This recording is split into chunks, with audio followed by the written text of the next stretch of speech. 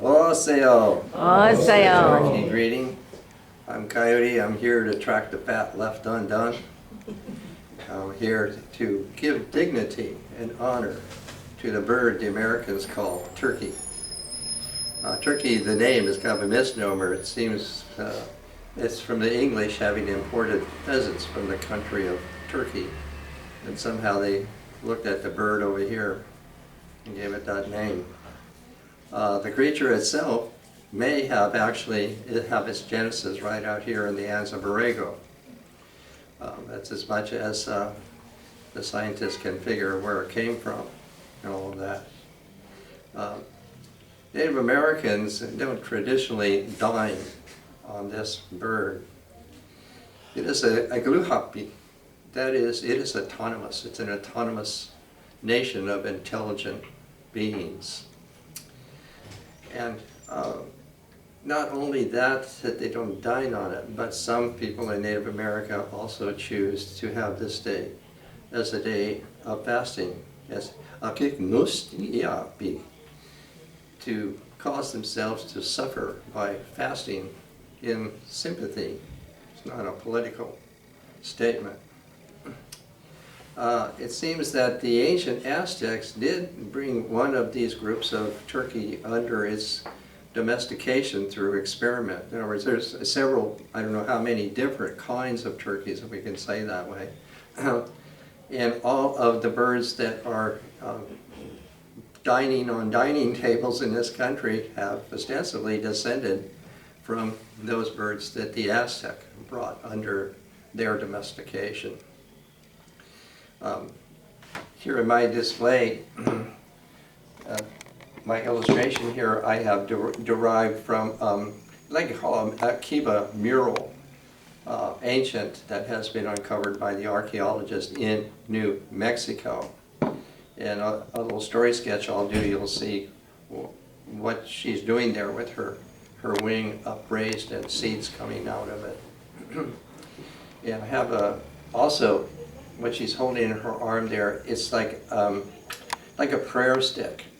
The feather of the turkey, the top of it is the cumulus clouds, and then there's the black under that. That is where it's rain laden, and then the bands going down are showers, and so it's for attracting or calling rain. So that stick is pointed and painted green or blue and put into the earth, to call the rain. Where the eagle plume is definitely an envoy, to the sky and to carry, our wishes and blessings and things like that. The turkey feather the turkey has much to do with fertility, very much so. And down here, I have the spirit in shape, of this bird with the turkey feathers in it and so forth. This illustration here, this is painted on rock. It's an area in this little story sketch I'm going to tell. The San Juan River that runs between the Colorado, and it goes all the way over to northwest New Mexico. It's kind of almost a sort of an arc, swerves up into Colorado and like that. That's the boundary of Dinatah, that is the Navajo Nation. The Navajos are evidently one people who have managed, in spite of everything, to keep pretty much their geography intact, in spite of chipping away by the government and all kinds of dislocations, in that they're lodged between basically 4 directional mountains. And the mountain to the east is Pelado, or Big Sheep Mountain, and a tributary that comes down from those La Plata mountains and joins the main San Juan River is the subject of a story that features the turkey.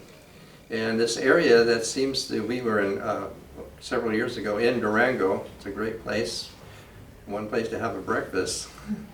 And sort of, south and west of there is this area that seems to be recognized for the Navajos.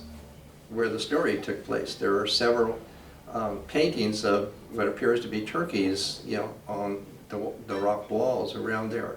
And this one I picked out because it is the most significant. And here, actually, this is a deity. It is a humpback or a deity of the bighorn sheep, and that's his humpback, and that's the name, Ganasidi, like that. And he's transforming this bird turkey that is in this story. And if you look at the figure, if the camera look at me this time, these are fingers. They're like this, and they're going like this. That means to change, to transform. And this is a way to illustrate in the story how the deity is transforming this bird into a bird of plenty, a magical bird. So that's a very, very interesting piece that I found there. Here, the story sketch here has to do with a young fellow. He's called Naisthanini, meaning he who teaches himself. He's sometimes called the visionary or the prophet. He has this sort of thing. And it would seem that he must live up maybe in the La Plata Mountains, the area of Colorado and New Mexico and Arizona. All these kind of can figure in this area. So you could be anywhere around there and be in one state or the other, but it'd all be the same. So somewhere up there, this fellow lives, and he gets what I call a wanderlust, and he decides he wants to travel away from. He lives with his grandmother and his sister and her pet turkey, Unandi. And so that's the setting that he's deciding to leave. So he decides to make something to float in. So he cuts down a log and shapes it and everything like that, and he's planning to get in it and ride down the river like that. There's a place he's heard of is that there's a place where the water swirls around, kind of a magical place, and that's what he's thinking of. He'll go there. But as he's ready to do this, one of the deities appeared to him and said, if you get in that log, you're going to sink. That's not really going to work. So they said, we'll take over. We like your idea, and since you really want to go there, we, the deities, the Ye, they call them, we're going to fashion this for you. So they use all kind of magical means, lightnings and things like that, to shape this log into basically what's going to amount to is a floating submarine. Even has crystal windows in it, and even has clouds for bedding inside and all that. So while they're doing all of that, one of the deities has taken the bird aside, and is here, as in this illustration, is transforming the bird into a bountiful, magical creature. That's what's going on. But this guy, let's call him the Navajo. The Navajo, he doesn't know that. Like that. So now finally he does get into his submarine and is going down the river. Now the whole story, I'm not even going to try it, but all kinds of things happen. So this is a way of telling a lot of things, when it's actually being told, meeting of all kinds of other beings and rituals and things, to make this voyage work and successful.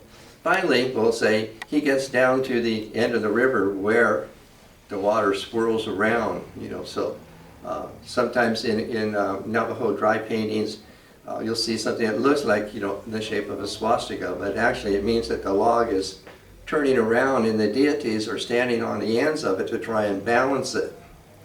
And finally, it lands up on the shore. And so now the Navajo gets out of his submarine, and here he's landed in an entirely new country. It's an entirely new country. And he's looking around and thinking, I'm going to be very lonely because there's nobody here. But then somehow magically his turkey shows up. Gobble, gobble, gobble, gobble. And comes running over to him and runs around him in a way that it shapes a butterfly before he actually approaches him like that.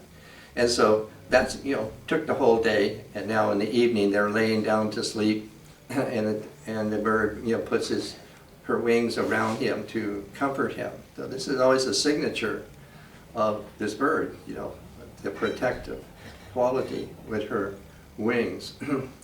So now the next day he can look around and say, this would make a good place for a farm. Now how am I going to have a farm? Because I don't have anything to plant. Now that's when the bird spreads out her wings and she starts shaking down all the seeds for the squash and the corn and the beans and all that. And she does this all in a particular pattern. This all has, a definite pattern to it. He then, makes a digging stick so he can, plant all of these things. And since it's a magical story, things grow really fast. And every day he kind of makes a foray out, look around, goes farther and farther away. And finally, on the fourth time he does this, he come back and he cannot find his pet turkey. That he's looked everywhere and she has left him. And so this is his soliloquy.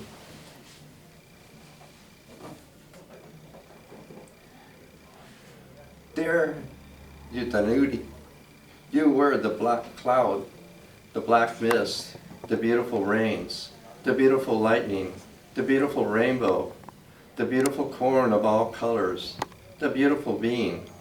In the days to come upon the earth, the people shall employ your feathers in their rituals.